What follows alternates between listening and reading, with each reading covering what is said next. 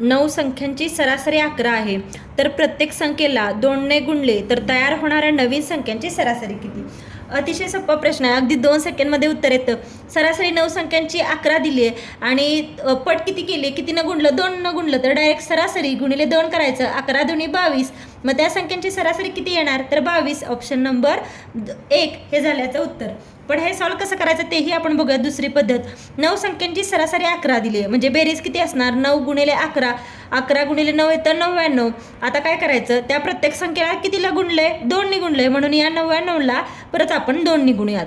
मग 9 दुनी 18, हातचाला 1, 9 दुनी 18 अधिक 1 किती झालं, 19. आता हे 198 जे उत्तर आलं, याला कशाने भागायचं, एकूण संख्या. एकूण संख्या किती आहेत, 9. मग 198 भागिले 9 केलं, 9 दुनी 18, 9 दुनी 18 म्हणजे उत्तर किती आलं, 22. आणि तेच अगदी आपल्या 1 सेकंदात आलेलं उत्तर 22, म्हणजे याचा आन्सर काय, ऑप्शन 1.